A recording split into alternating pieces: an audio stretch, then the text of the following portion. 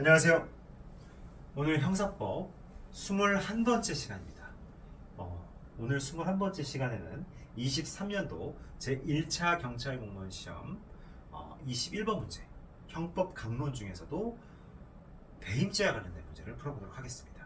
재산죄 파트의 삼형제, 사기, 횡령, 배임 중에 가장 난도가 높은 배임과 관련된 부분입니다. 횡령도 물론 어렵지만 배임은 최근에 변경된 판례가 되게 많이 나와서 상당히 주의를 요망하는 부분입니다. 다만 이 배임죄에서 결국 주체, 타인의 사물을 처리하는 자라는 지위가 부동산 이중매매를 제외하고는 거의 인정되지 않는다는 것이 최근 판례의 태도이기 때문에 오늘 문제도 답을 찍는 거, 답을 맞추는 거는 그렇게 어렵지 않았을 겁니다. 그래서 오답률이 별로 높았던 그런 문제는 아닌 것으로 생각이 돼요.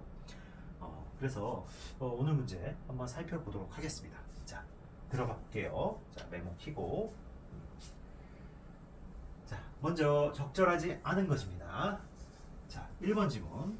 채무자가 금전 채무를 담보하기 위해 주식에 관하여 양도담보 설정 계약을 체결한 후 변제일 전에 제3자에게 해당 주식을 처분하더라도 배임죄는 성립하지 않는다. 맞습니다. 자, 동산이라든지 주식, 동산이나 주식과 관련해 가지고는 이 이중매매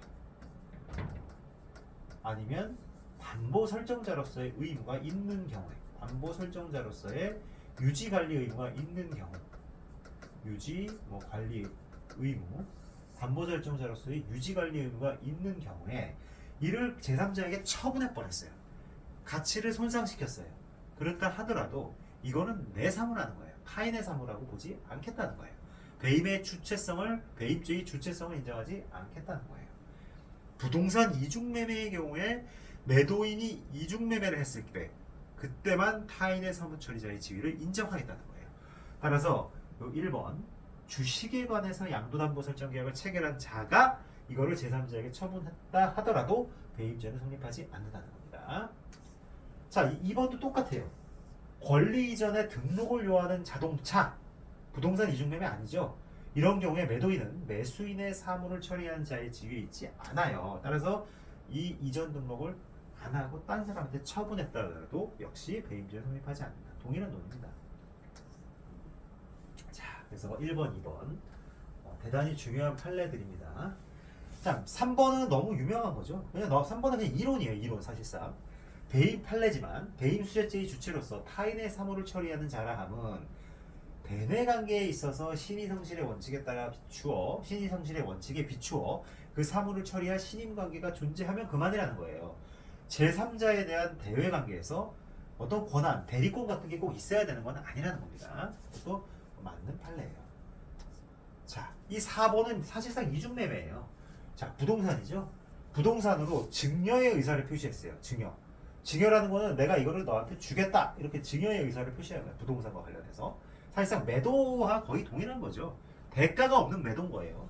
근데 증여자가 증여객을 취소하거나 해지할 수도 없는데도 불구하고 이 수증자한테 부동산을 이전하지 않고 제3자에 처분해서 등기까지 해버렸다는 거예요. 이중매매에 있어서의 매도인 지위랑 똑같은 형태예요. 따라서 이 경우에는 배임죄가 성립한다라고 봐야죠. 성립하지 않는다가 아니라. 아시겠죠? 답은 4번이다. 이렇게 보시면 되겠어요.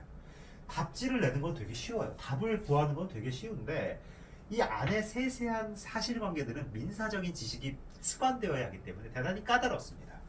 시간이 없을 때는 이런 부분들은 결론 중심으로 암기하고 빠르게 넘어가야 됩니다. 하나하나 민사적인 부분을 다 이해하겠다고 하면 오히려 더 힘들 수 있어요.